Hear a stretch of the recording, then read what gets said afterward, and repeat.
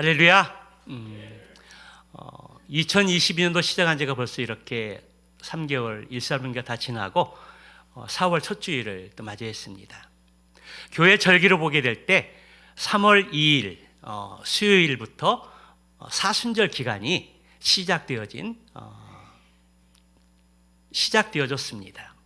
여러분, 사순절 기간이 무엇입니까? 사순절 기간은 예수님의 고난을 묵상하면서 우리가 더 기도와 말씀 가운데 또 집중하고 주님의 고난과 순환들을 또 기억하면서 우리가 기도의 시간들을 더 많이 갖고 그리고 영광의 부활의 아침을 맞이하는 그러한 기간입니다. 초대교회 성도들은 이스라엘 백성들이 유월절을 이렇게 준비하면서 금식하는 것들을 이렇게 보게 되고 이제 이스라엘 백성들을 본받아서 초대교회 성도들이 금식하면서 철저히 기도와 경건의 훈련의 시간들을 이 사순절 기간 동안 갖게 되었다는 것입니다.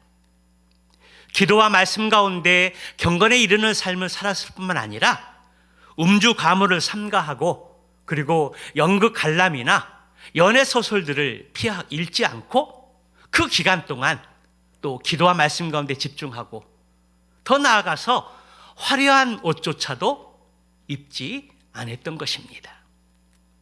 물론 우리가 이러한 전통들을 다 따를 수는 없지만 그러나 여전히 경건 생활을 위해서 두 가지 우리가 명심하고 지켜야 될 것들이 있습니다.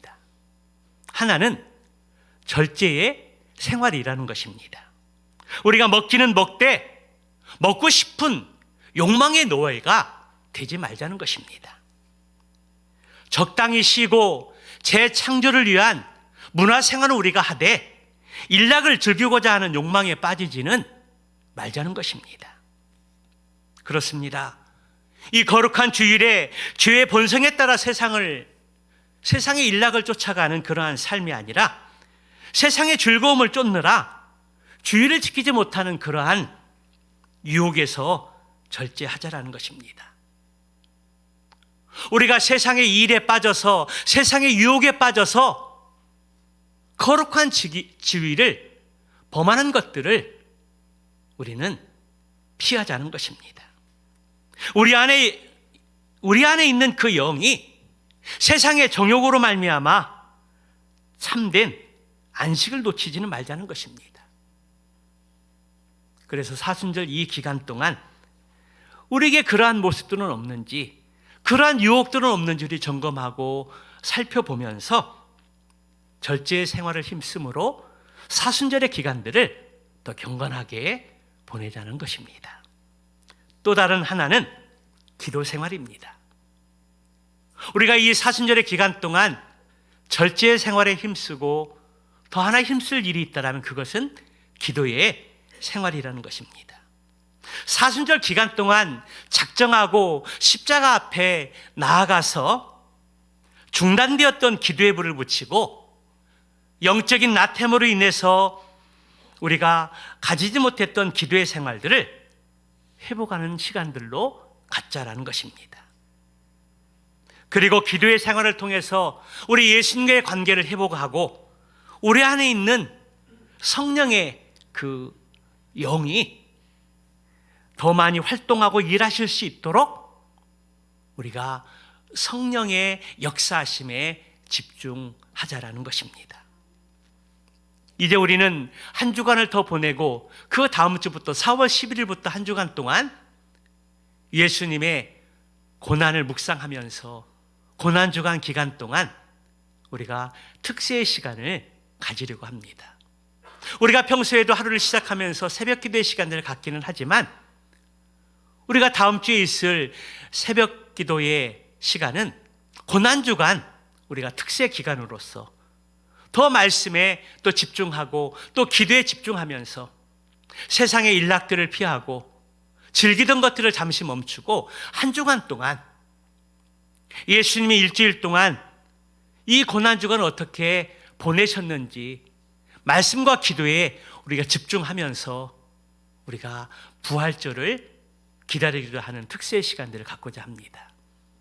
여러분들이 시간들을 잘 조정을 하고 바쁘고 분주한 일상의 삶 속에서 피곤하더라도 한 주간 동안 고난주간 특세 기간들을 또 기다리고 사모하면서 집중적으로 기도하는 시간을 갖고 또 기도하는 가운데 하나님께 주시는 그 은혜와 응답들을 경험하면서 귀한 부활주를 마주할 수 있는 저와 여러분들의 삶이 되시기를 주님의 이름으로 축복합니다. 오늘 읽은 말씀의 본문을 보게 되면 우리가 잘 알고 있는 예수님의 겟세마네 기도의 내용입니다. 우리는 예수님의 기도를 통해서 두 가지의 교훈을 받을 수 있는데요. 하나는 대속의 고통이요, 또 하나는 기도의 모델입니다. 겟세마네 동산에서 기도하셨던 예수님의 기도의 모습 가운데 여러 가지 우리가 배워야 될 점들이 있지만 오늘은 대속의 고통과 기도의 모델에 대해서 함께 말씀들을 잠시 나누려고 합니다. 먼저 대속의 고통입니다. 예수님의 기도는 십자가의 고난의 일곱 편이라 할 수 있습니다. 예수님이 이미 십자가의 죽음을 예견하시고 제자들과 함께 최후의 만찬의 시간들을 가졌습니다. 음료를 나누고 떡을 떼시면서 음료는 내 피라, 그리고 떡은 내 몸이라 말씀하시면서 성찬 예식을 진행하셨습니다. 그런데 바로 그 자리에서 가룟 유다가 자리를 박차고 나갔습니다. 아마도 은 30냥에 예수님을 팔 것을 약조하고 이제 대제사장들과 로마 군인들을 만나기 위해서 그 일들을, 약조한 일들을 행하기 위해서 나갔던 것입니다. 우리 예수님은 그 사실들을 이미 알고 계셨지만, 그리고 대제사장들과 로마 병정들이 와서 예수님을 체포할 것들을 불을 보듯 뻔한 그러한 상황이었던 것입니다. 그런데 그럼에도 불구하고 우리 예수님께서는 어떻게 하셨습니까? 39절의 말씀 보게 되면 습관을 따라 제자들과 함께 감난산에 오르셨던 것들을 보게 됩니다. 감난산은 주님이 예루살렘에 머무실 때 자주 그 산에 오르셔서 쉼의 시간도 가지시고 또 기도의 시간도 가지셨던 아주 중요한 장소입니다. 이 감난산을 일컬어서 겟세마네라는 이름으로 성경에 많이 등장하는 것들을 보게 되는데요. 이 겟세마네라는 이 지명은 기름을 짜는 틀이다, 그런 의미를 가지고 있습니다. 아마도 그곳에 기름을 짜는 기구가 많이 설치되어 있어서 감람유, 다시 말하면 올리브 기름을 짜던 곳이었습니다. 이 감람유를 짜게 될 때 무거운 돌로 짓눌러서 익혀서 짜게 되었습니다. 요즘은 많이 이제 기술들이 발달해서 아주 가볍게 기름을 짜내는데요. 그 당시에는 그런 기술들이 없기 때문에 무거운 큰 돌을 이렇게 짓눌러서 짜게 되는 것이었습니다. 바로 여기에서 우리 예수님께서 기름을 짜내듯이 모든 진액을 뽑아내는 고통을 겪으면서 기도하셨던 것입니다.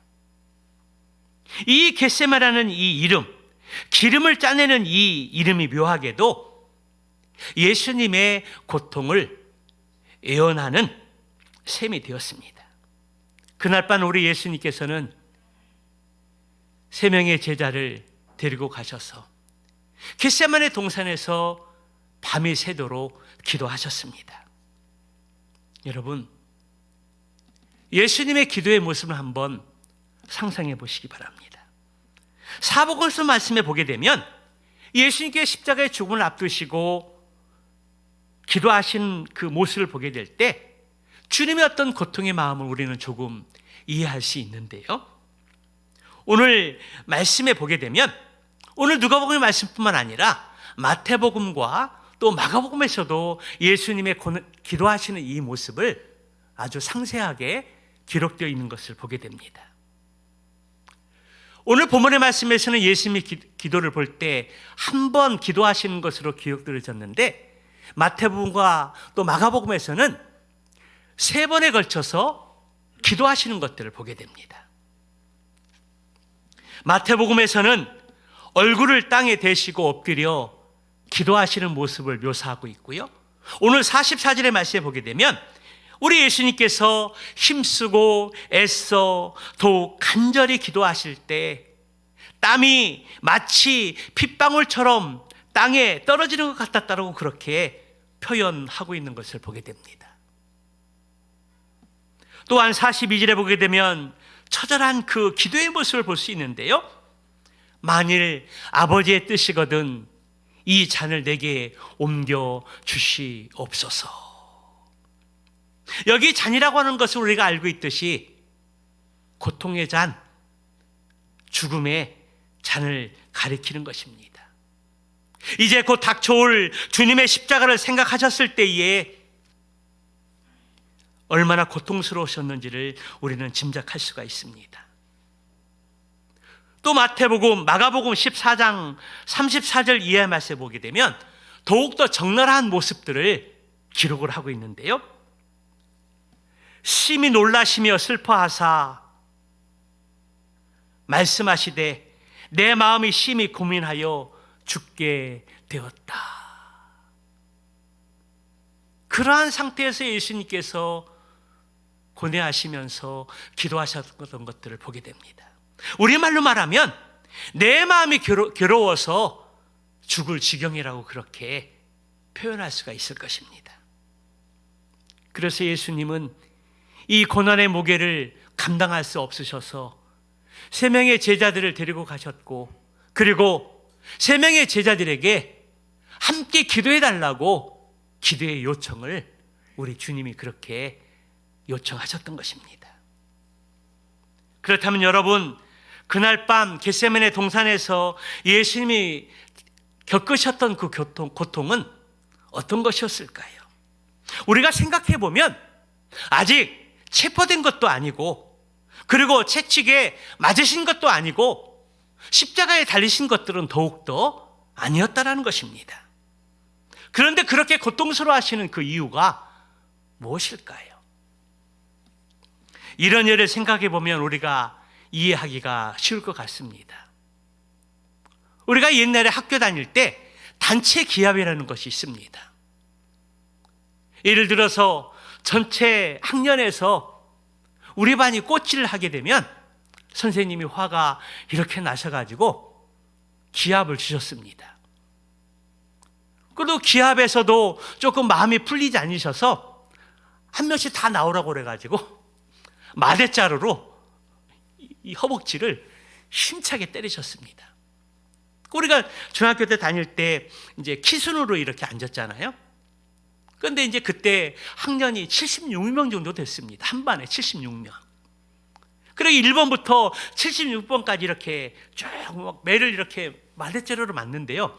저는 중간부터 좀 컸습니다. 그래서 한 40번 때 됐었는데요. 1번부터 10번, 30번 이렇게 점점 이렇게 맞아오는데, 제가 그 기다리는 그 고통이 얼마나 큰지, 내가 맞는 건 아닌데 맞을 차례를 기다리고 있는데 1번부터 쭉 뒤로 이어지는 그 순서를 기다리는데 맞을 때마다 그냥 긴장돼 가지고 그 아픔이 저에게 이렇게 막 전달되는 겁니다.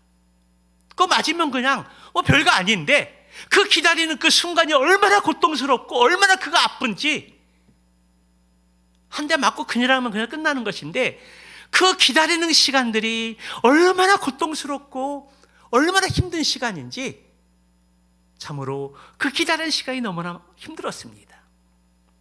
그래서 매를 맞아도 먼저 맞는 것이 낫다라는 말이 있듯이요, 맞으면 별거 아닌데 그 기다리는 시간의 고통들이 더 아프고 더 힘들고 더 고통스럽다는 것입니다. 지금 우리 예수님께서 겟세마네 동산에서 기도하시면서 이제 십자가 고통을 당하실 것들을 생각하니까 기도 가운데 그 고통이 심했다라는 것입니다. 여러분, 십자가가 무엇입니까? 십자가는 로마 시대의 고대 세계의 사형 형틀입니다. 그 사형 형틀에 죽음을 당하는 사람들은 대부분 흉악범들, 그리고 나라에 반란을 일으켰던 흉악범들의 대상으로 이 십자가 형틀에 사형을 처하게 되어졌는데요, 그 십자가의 사형이 얼마나 고통스럽고 추욕적인 형태의 잔인한 형벌이었는지 우리는 잘 알고 있습니다. 대개 사형장으로 올라가기 전에, 그 전에 납이 붙어있는 가죽 책칙에 먼저 매질을 당합니다. 그리고 그 납이 붙어있는 책칙에 맞게 될 때에 때리고, 그거를 뗄 때마다 살점이 떨어져 나가는 고통을 당하게 됩니다. 밤새도록 매질을 당하시고 탈진된 상태에서 그 이튿날 무거운 십자가를 지고 성으로부터 시작을 해서 골고다 언덕에까지 오를 때 많은 사람들이 그것을 목격하면서 조롱하고 비웃고 또 돌을 던지고 여러 가지 모욕과 핍박을 받게 된다는 것입니다.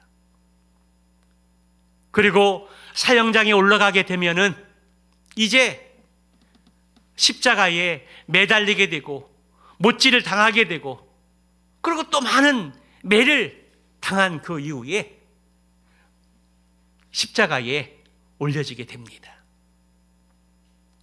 그거로 끝나는 것이 아닙니다. 십자가에 매달려서 죽을 때까지 달려 있는 것입니다. 장렬하는 태양 가운데 햇빛이 내리쬐고 목마르고, 그리고 탈진하고, 그리고 모든 피를 쏟게 되는 그러한 엄청난 고통이 따르게 됩니다. 그리고 피의 냄새를 맡은 새와 독수리들이 날아와서 십자가에 걸려있는 그 죄수를 쪼아대기 시작하고, 그리고 눈을 이렇게 먹기도 하고, 그런 많은 고통을 당하게 된다는 겁니다. 죽을 때까지 십자가에 매달려 놓고 처절한 고통을 당하는 것이 바로 십자가 사형의 모습입니다. 이처럼 십자가는 생각만 해도 끔찍한 고난과 고통을 안겨다 줍니다.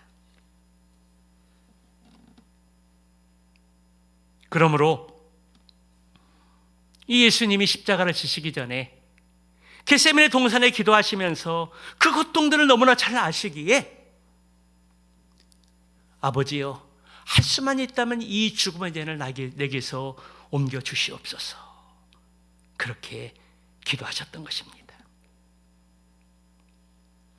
오늘 44절의 말씀에 보게 되면 힘쓰고 애써 더욱 간절히 기도하시니 땀이 땅에 떨어져 핏방울같이 되었더라, 이 말씀이 있는데요, 마태복음과 마가복음에서는 이 말씀이 기록되어 있지 않습니다. 그런데 유독 누가복음에서는 아주 상세하게 기록된 것들을 보게 됩니다. 누가복음의 저자인 이 누가는 직업이 의사입니다.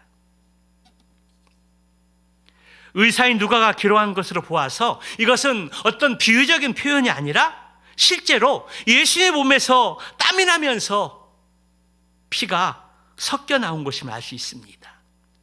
의학자들에 의하면 사람이 극도로 긴장하게 되면 피하에 있는 모세혈관이 터져서 땅구멍으로 피가 섞여 나온다고 그렇게 말합니다. 그러니까 지금 예수님이 얼마나 영적으로, 정신적으로, 또 육체적으로 스트레스를 받고 고통을 받고 있는지를 우리는 짐작할 수가 있습니다. 그렇다면 여러분, 우리 예수님께서 이렇게 고통을 당하시면서 고난을 당하시는 그 이유가 무엇일까요? 그것은 우리 때문입니다. 우리의 죄 때문이라는 것입니다.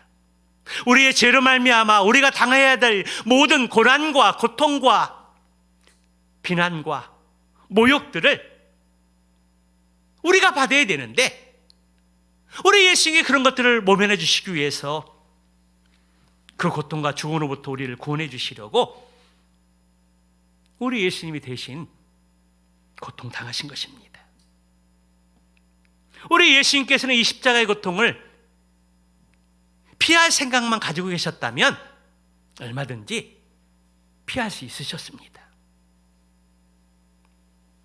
그런데 그 자리를 피하지 않으셨습니다. 그 고통을 비켜가지 않으셨다는 것입니다. 기꺼이 우리를 구원하시기 위해서 우리의 죄 때문에 기꺼이 그 고난의 자리에 주님이 가셨다는 것입니다. 하지만 그 십자가의 고통이 너무나 크기에 우리 주님은 기도하실 때 아버지여, 이 잔을 내게서 옮겨 주시옵소서. 우리 예수님도 인간이시기 때문에 이 죽음의 고통을, 이 고난의 잔을 피하고 싶었다는 것입니다.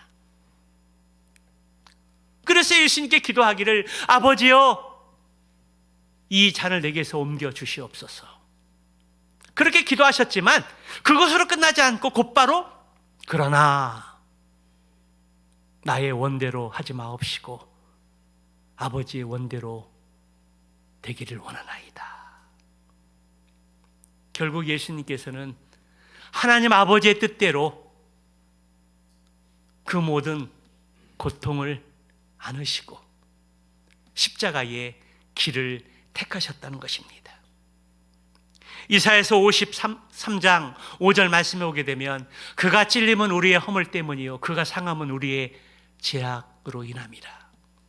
그가 징계를 받음으로 우리가 평화를 누리고 그가 책찍에 맞음으로 우리가 나음을 입었도다. 예수님의 고난과 이 고통은 바로 이사야 53장에 예언했던 이 말씀의 예언의 성취라는 것입니다. 우리는 주님이 겪으신 이 고난과 고통을 묵상하면서 다시 한번 우리의 분명한 신앙을 결단하고 바른 신앙을 세워갈 수 있는 기회가 되어야 합니다. 그리고 더 나아가서 이 십자가의 구원의 은혜, 사순절을 우리가 보내면서 다시 한번 구원을 점검하고 확신하는 기회로 가져야 한다는 것입니다. 로마서 10장 9절 10절을 말씀해 보게 되면 내가 만일 입으로 예수를 주로 시인하며 하나님께서 그 죽은 자 가운데서 살리신 것을 내 마음에 믿으면 구원을 받으리라. 사람의 마음으로도 의에 이르고 입으로 시인하여 구원에 이르느니라. 할렐루야. 그렇습니다. 예수 그리스도의 십자가의 죽으심과 부활하심을 내 마음에 믿으면 구원을 얻게 되는데 사람의 마음으로 믿어 의에 이르고 입으로 시인하여 구원에 이르게 된다는 것입니다. 우리의 입의 고백을 통해서 우리 예수님께 나의 죄를 위해서 십자가에 죽으시고 성경대로 사흘 만에 부활하신 것을 제가 믿습니다. 내 마음속에 들어오셔서 내 인생이 주인이 되어 주십시오. 이 입술의 고백을 통해서 우리는 믿음으로 구원받고 하나님의 자녀가 되는 은혜를 덧입게 된다는 것입니다. 우리가 신앙생활하면서 이 신앙의 고백과 그리고 구원받은 이 감사의 은혜를 잊고 산다면 그것은 영적으로 병든 것이나 다름없습니다. 우리가 이러한 은혜를 덧입고 감사를 잊어버린 삶을 산다면 그 신앙은 영적으로 병드는 거나 다름이 없다는 것입니다. 그래서 우리는 이 사순절 기간 동안 우리의 신앙의 고백을 점검하고 우리의 그 구원을 다시 한번 확인하면서 감사하고 그런 날마다 뜨거운 그 구원의 감격을 가지고 예배자의 삶을 살고, 그리고 또 이 복음의 기쁜 소식을 다른 사람들에게 전하며 나누는 삶을 살아야 한다는 것입니다. 특별히 사순절 기간 동안 주님의 십자가를 다시 한번 깊이 묵상하고 경건에 이르는 삶을 힘쓰면서 그 예수님의 고난을 통해서 우리가 얻은 그 구원의 은혜 때문에, 하나님의 사랑 때문에 다시 한번 복음의 사명을 감당하겠노라고 결단하고 헌신해서 이 사순절 기간 동안, 그리고 앞으로 다가올 고난주간과 부활주일을 기다리면서 우리의 삶을 통해서 주님의 사랑이 흘러들어가고 우리 입을 열어서 복음을 증거하는 믿음의 삶을 살아갈 수 있는 저와 여러분들의 삶들이 되시기를, 사순절 기간이 되시기를 주님의 이름으로 축원합니다. 두 번째로 예수님의 기도 가운데 우리는 위대한 기도의 모델을 우리가 경험할 수 있습니다.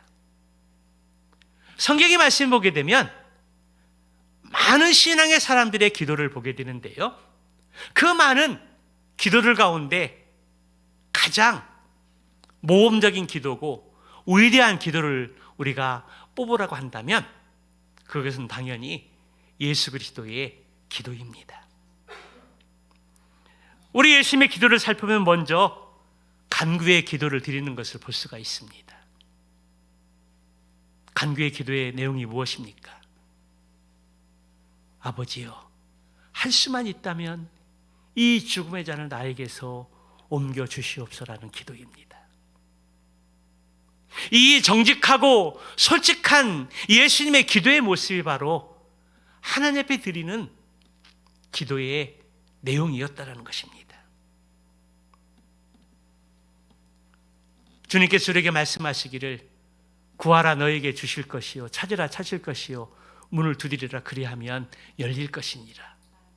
구하고 찾고 두드리는 자에게 우리 하나님께서 반드시 응답을 준다고 말씀하시면서 구하는 너희에게 가장 좋은 것으로 응답해 주시겠다고 주님이 약속해 주셨습니다.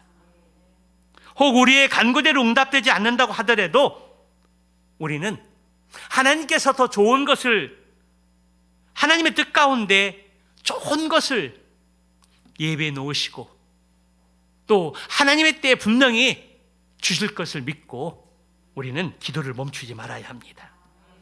그렇습니다. 세상 사람들이 하나님 앞에 나와서 머리를 조아리고 기도하는 모습을 보면서, 무릎을 꿇고 기도하는 것들을 보면서 세상의 사람들은 약합 빠진 파배자의 모습으로 볼지 모르지만 사실 머리를 조아리고 엎드려 기도하면서 그리고 무릎 꿇고 기도하는 그 모습이 사실은 강력한 무기라는 것을 여러분 믿으십니까? 출애굽기 17장의 말씀을 보게 되면 이스라엘 백성들이 가나안으로 이렇게 향하면서 아말렉과 맞닥뜨렸습니다. 피할 수 없는 전쟁이 일어났다는 것입니다. 그러나 전쟁의 무기를 보나 전략으로 보나 수로 보나 이스라엘은 열세에 벗어나지 못했습니다. 그런데 어떤 일들이 일어났습니까? 모세를 중심으로 아론과 홀이 산에 올라가서 하늘을 향하여 손을 들고 기도하게 되었을 때에 여호수아 장군과 이스라엘 백성들이 힘을 내서 그 기도의 능력을 힘입어서 전쟁에서 크게 승리한 것들을 보게 됩니다. 세상 사람들은 이 기도의 능력을 인정하지 않고 그 기도에 대해서 이해가 안 가는 사건이지만, 그러나 전능하신 하나님이 함께 하시고 전쟁의 승패가 하나님의 손에 있다는 것들을 아는 믿음의 사람들은 기도로 나아가게 되고 그 기도의 능력을 통해서 전쟁에 승리할 수 있다는 것입니다. 우리는 지난 금요일 큐티 말씀을 통해서 우리 예수님께 제자들에게 고난을 받으시고 죽으실 것을 예언하신 그 말씀하신 그 이후에 지금 내가 가는 길을 너희들이 따라올 수 없다라고 그렇게 말씀하셨을 때 제자들은 근심하며 걱정을 했습니다.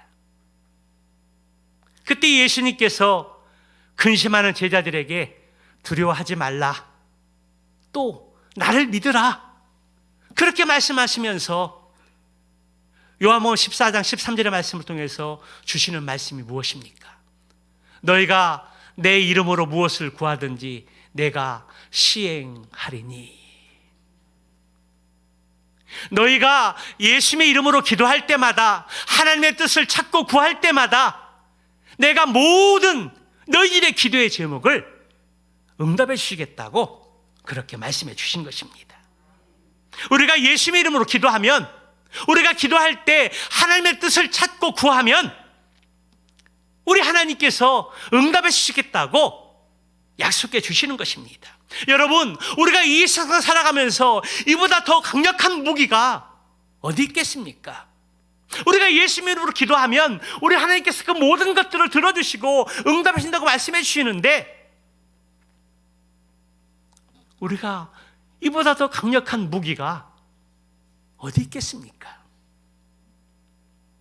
여러분, 이 기도의 무기를 그냥 묻어두지 마십시오. 사순절 기간 동안, 그리고 고난주간과 부활주일을 기다리는 이 기간 동안 우리가 하나님 앞에 나와서 힘써 기도할 수 있는 시간들이 되시길 바랍니다.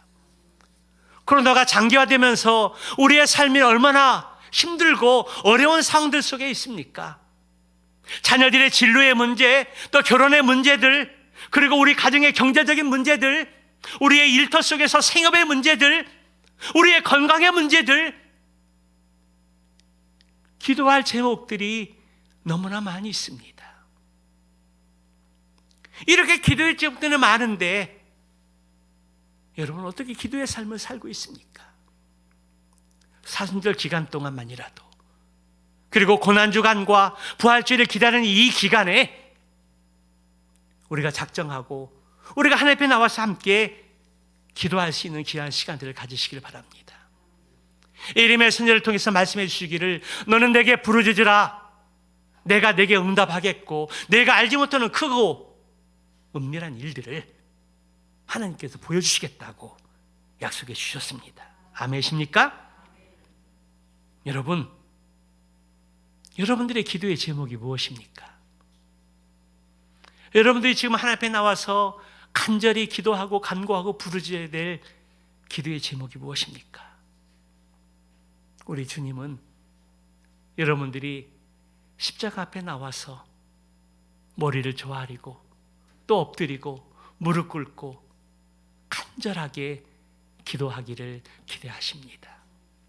그리고 예수님의 이름으로 하나님의 뜻을 구하며 무엇을 구하든지 내가 다 응답해 주시겠다고 그렇게 약속하고 계십니다.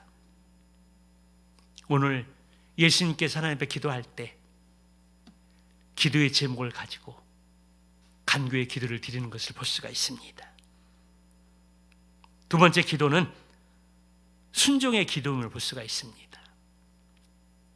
예수님께서는 하나님 앞에 나아가서 간구의 기도를 드린 이후에 이어서 하나님 아버지의 뜻을 구하는 것을 보게 됩니다.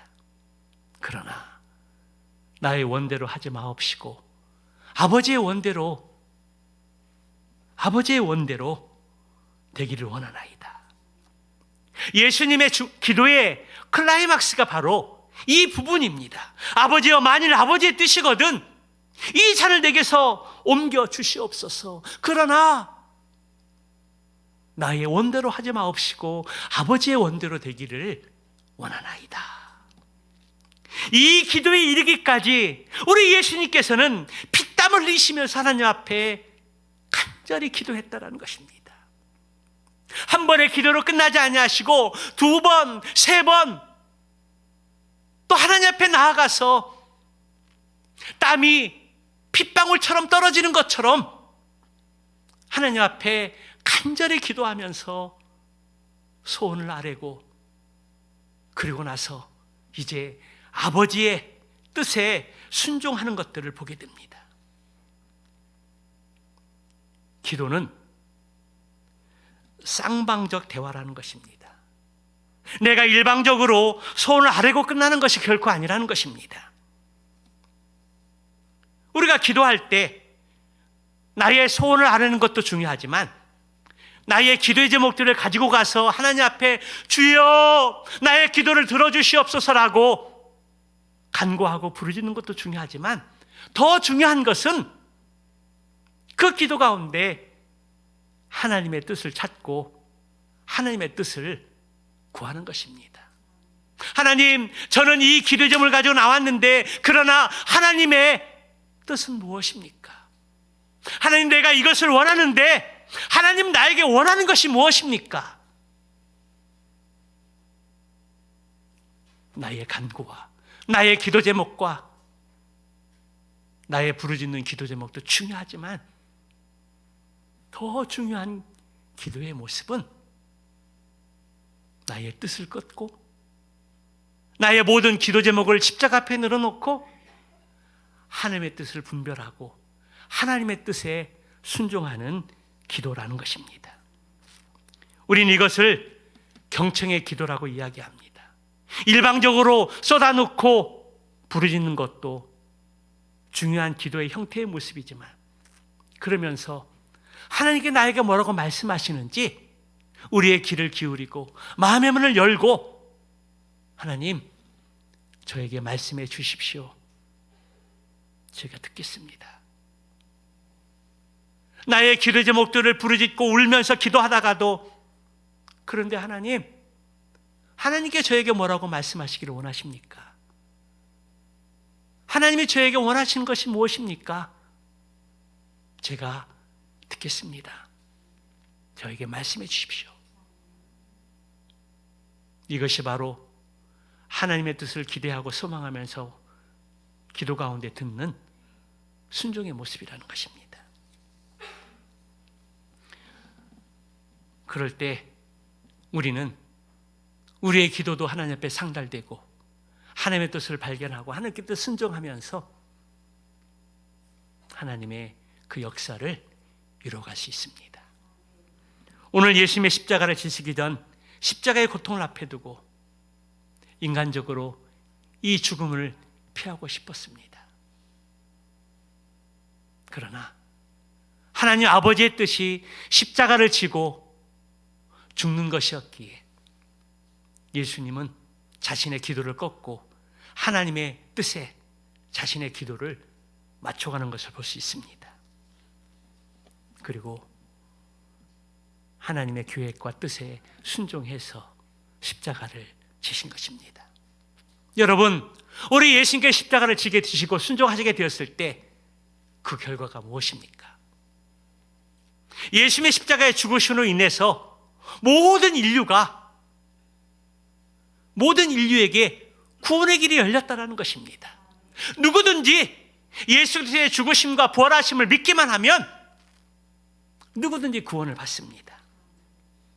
그리고 예수님께서는 인류의 구원의 역사를 있을 뿐만 아니라 죽은 자들 가운데서 다시 살리시고 하나님 우편 보좌에 앉으시는 영광을 얻으셨습니다. 그리고 하나님께서 예수님에게 모든 통치와 권세와 능력과 주권과 이 세상에 뿐만 아니라 오는 세상에 일컫는 모든 이름 위에 뛰어나게 하시고 만물이 그의 발 아래 복종케 하시고 더 나아가서 교회의 머리로 삼으셨습니다. 할렐루야.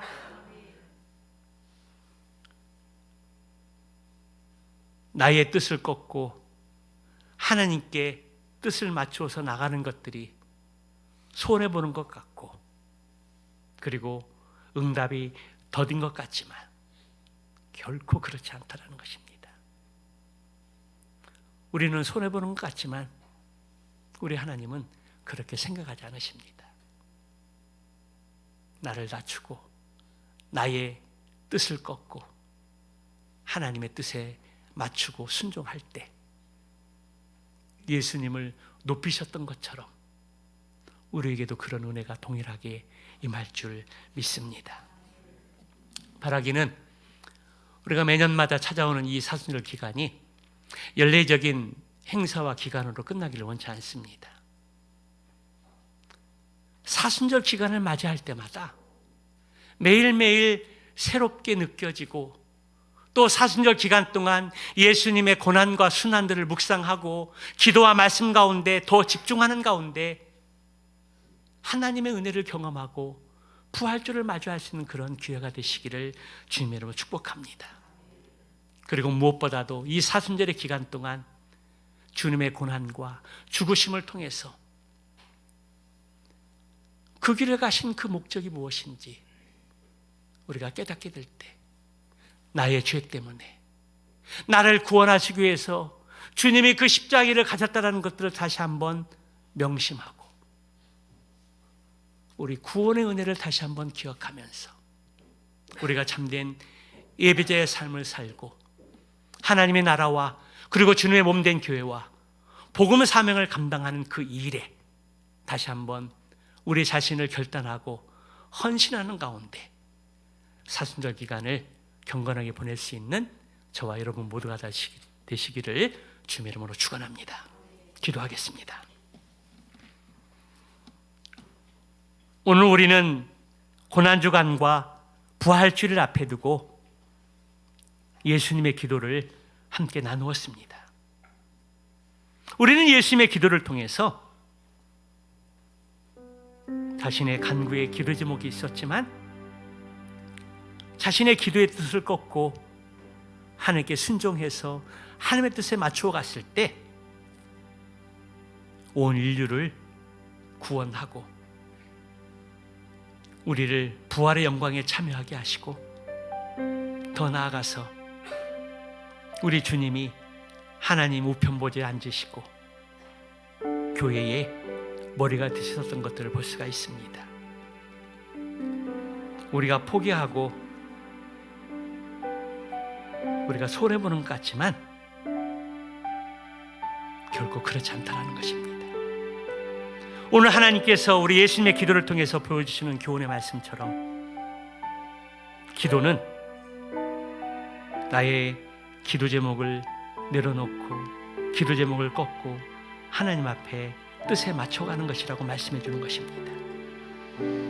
오늘 우리의 기도의 형태들이 잘못됐고 수정할 부분들이 있다면 오늘 과감하게 주님의 기도에 본을 따를 수 있는 저와 여러분들이 되시길 바랍니다. 그리고 나의 원대로 마옵시고 아버지의 원대로 되기를 원하나이다. 하나님의 뜻에 순종하고 나아갈 때 우리가 생각했던 그 이상으로 하나님께서 응답해 주실 줄 믿습니다. 바라기는 이 사순절 기간 동안 우리가 즐기고 누리던 것들을 잠시 내려놓고 주님의 십자가의 고난을 묵상하며 기도와 말씀 가운데 더 집중하겠습니다. 고난주간 우리가 기도를 회복하고 기도의 삶을 통해서 십자가의 고난을 묵상하고 부활주를 맞이하겠습니다. 그러한 결단과 헌신을 가지고 우리 잠시 하나님 앞에 기도하겠습니다.